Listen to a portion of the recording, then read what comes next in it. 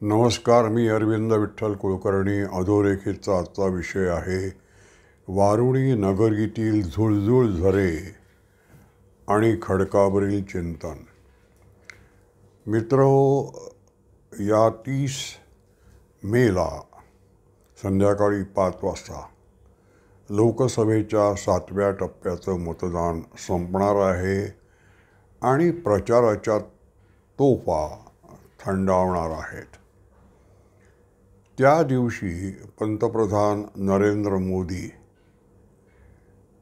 कन्याकुमारीला विवेकानंद शिला स्मारक जेथे आहे समुद्रात उभं राहिलेलं तेथे जाणार आहेत आणि 2 दिवस ध्यानस्थ बसणार आहेत. 1 जूनपर्यंत, 1 जून संध्याकाळपर्यंत. मला या घटनेवरून श्रमपरिहार करण्याच्या 2 संस्कृतीमधील जे महद अंतर आपल्याला पाहायला मिळतं ते आपल्या लक्षात आणून द्यावं असं वाटतं. काही दिवसापूर्वी पुण्यामध्ये कल्याणी नगरात जो श्रमपरिहार झाला तो आणि मोदींचा श्रमपरिहार याची तुलना करता येते का पाहू. मोदींनी या निवडणुकीमध्ये 100हून अधिक प्रचार सभा, जनसभा घेतल्या. त्यावेळेला शासनाचं म्हणून ते नित्य नैमित्तिक कर्तव्य कर्म असतं.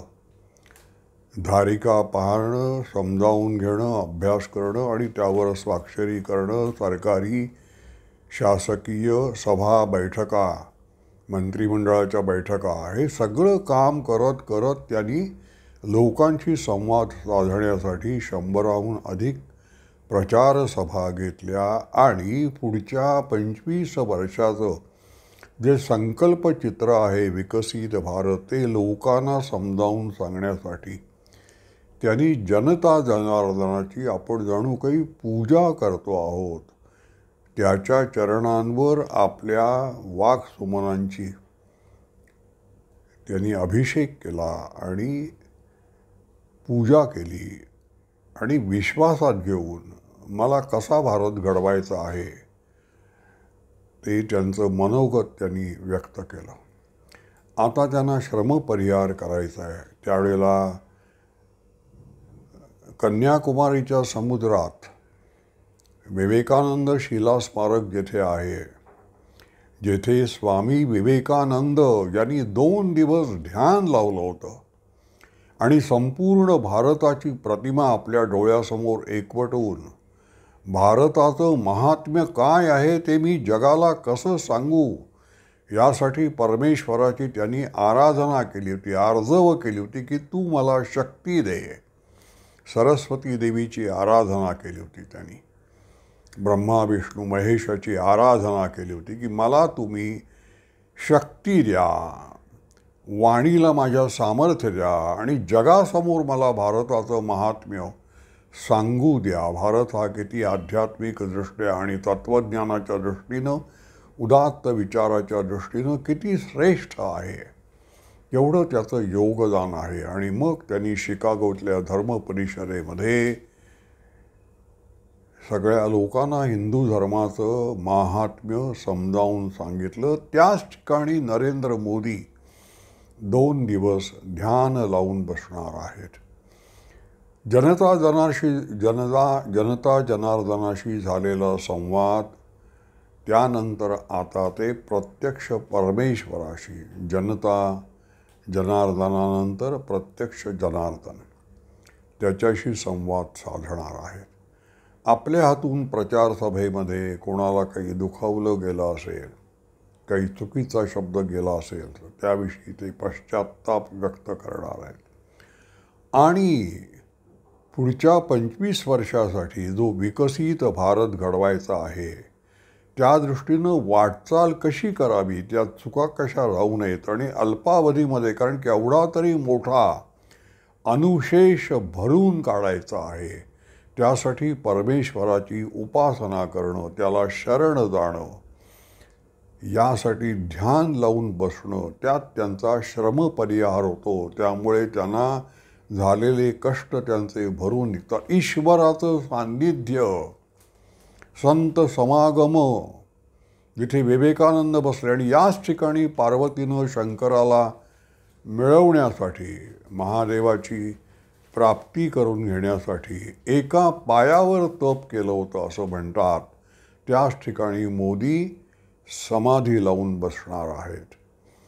मोदींना ही सवय आहे परमेश्वराच्या जवळ जाऊन त्याच्याशी संवाद साधण्याची.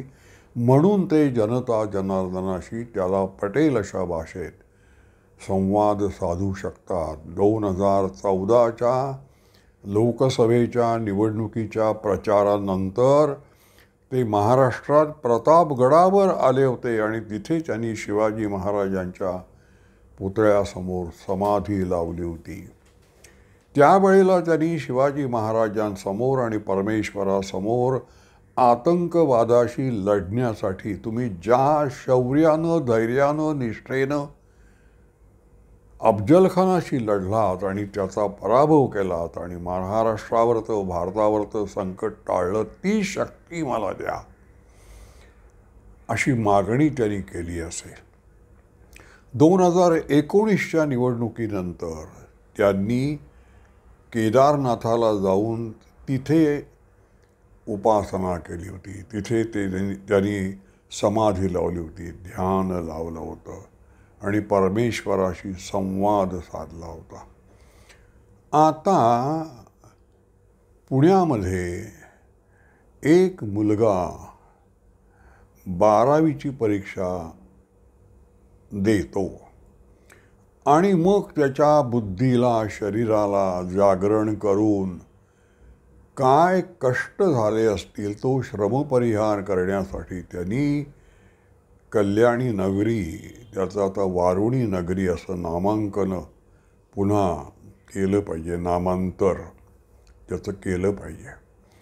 तिथे जाऊन वयात आलेला नसताना तो मद्य पितो, त्याला पाजलं जातं, आग्रह केला जातो. म्हणून पुण्यनगरीचं नाव आता पबनगरीसुद्धा होऊ शकतं. इतकं तिथे दारूचे, मद्याचे झळे झुरझुर अहोरात्र वाहत असतात. सर्व लोक ज्याच्याकडे पैसे आहेत त्याला दारू पाजायला तत्पर असतात, मद्य पाजायला तत्पर असतात, कारण त्यांना या दृष्टीनं, मार्गानं श्रमपरिहार करायचा असतो. आणि तो श्रमपरिहार जो होतो त्यामुळे एक प्रकारची धुंदी, एक प्रकारचा माज असा येतो आणि त्यामुळे परमेश्वराशी संवाद साधणं सोडा, पण आपल्या आजूबाजूला वावरणारे आपल्यासारखे जे जिवंत मानव आहेत त्यांच्याशी सुद्धा संवाद साधण्याची आवश्यकता उरत नाही. मी एकटा आणि माझ्यासाठी हे जग, माझा पैसा हेच माझं सामर्थ्य आणि या सामर्थ्यापुढे सगळ्यांनी झुकलं पाहिजे. मी जेव्हा रस्त्यातून जातो तेव्हा रस्त्यात कोणीही मध्ये येता कामा नये. मी त्याला तुडवून पुढे जाईन आणि या माझ्या अपराधाविषयी मला शासन होणार नाही. माझे वडील, माझे आजोबा, माझी राजकीय संस्कृती, माझी पोलिसांची संस्कृती, माझी न्यायालयाची संस्कृती, सगळे लोक मला संरक्षण देतील, असं एक विलक्षण किळसवाणं संतापजनक दृश्य आपल्याला पाहायला मिळालं. दोन व्यक्ती, दोन संस्कृती यांचा श्रमपरिहार करण्याची जी पद्धत आहे ती किती वेगळी आहे हे आपल्याला त्याच्यातून दिसून आलं. आणि तरीसुद्धा मोदींवर विरोधी पक्ष जे आक्षेप घेत आहे ते मोदींना जर बहुमत मिळालं तर ते घटना तुडवणार आहेत, घटना नष्ट करणार आहेत, लोकशाही नष्ट करणार आहेत, हुकुमशाही आणणार आहेत.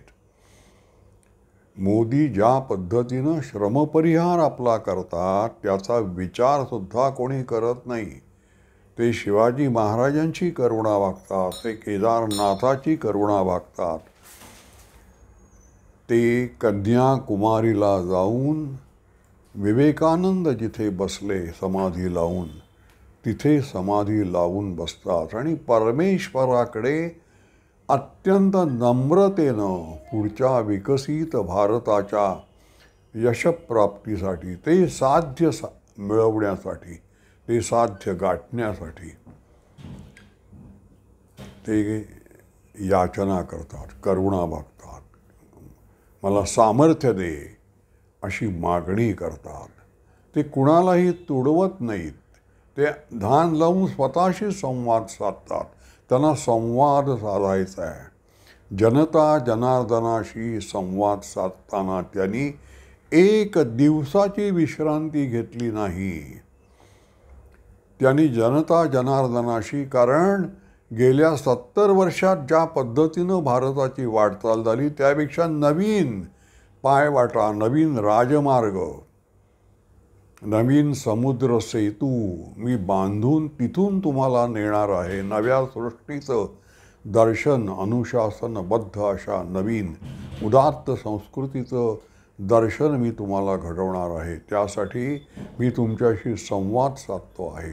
आता पुन्हा एक टप्पा संपल्यानंतर दुसऱ्या टप्प्यावर जाण्यापूर्वी मी आता पुन्हा माझी जी गंगाजळी आहे, परमेश्वराशी संवाद, तो साधण्यासाठी तिथून मी मला जे हवंय, माझं धन, माझं द्रव्य, माझी साधन सामुग्री परमेश्वरापाशी आहे. दुसऱ्या कोणाकडेही मी हात पसरत नाही.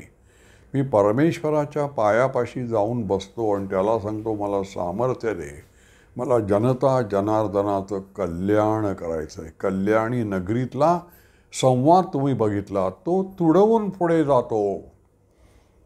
त्याला दुसऱ्याच्या जीवाची पर्वा नाही.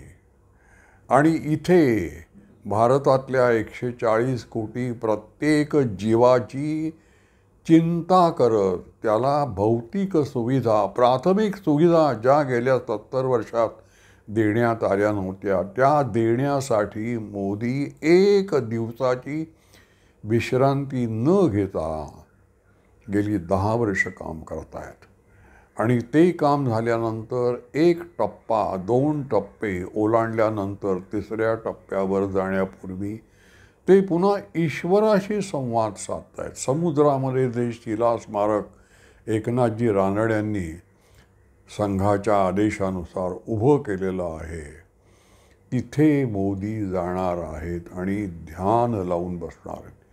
ही ध्यान लावण्याची पद्धत शिवाजी महाराजांची आहे. शिवाजी महाराजांनी अफजलखानाचा वध दुपारी केला, पण त्या दिवशी पहाटे 2 वाजल्यापासून ते परमेश्वराची पूजा अर्चा करत होते. लोकमान्य टिळक ध्यान लावून बसत असत. सावरकरांनी त्यांना 2 जन्मठेपेची शिक्षा झाल्यानंतर डोंगरीच्या तुरुंगात असंच ध्यान लावलं होतं आणि तुकारामाचे अभंग म्हणून त्यांनी बेड्यांच्या चिपळ्या करून आणि नाचून मानसिक स्वास्थ्य संपादन केलं होतं. ती परंपरा मोदी चालवत आहेत. ते परमेश्वराची उपासना करत आहेत. तेव्हा तरुण पिढीनं आपण श्रमपरिहार कसा करायचा, परमेश्वराशी संवाद हा सगळ्यात मोठा श्रमपरिहार आहे. परमेश्वराशी बोलायला आपण शिकलं पाहिजे. तो आपला मित्र आहे. तो कोणी परका नाही आहे. तो आपला मित्र आहे. तो आपल्याला नीट मार्गदर्शन करतो. त्याचं मार्गदर्शन नीट आपल्याला मिळालं तर मग आपल्याला आपलं कर्तव्य कर्म काय याची सतत जाणीव होते आणि मग आपण कर्तव्य पालनामध्ये चुकत नाही आणि आपल्या हातून कोणाचाही जीव जात नाही, कोणावर अन्याय होत नाही, कुणाच्या इच्छा आकांक्षा पायदळी तुडवल्या जात नाहीत. आपण नेहमी सेवकाच्या भूमिकेत असतो. माझा हा व्हिडिओ आपल्याला आवडला असेल तर लाईक करा, शेअर करा आणि सबस्क्राईब करा. धन्यवाद.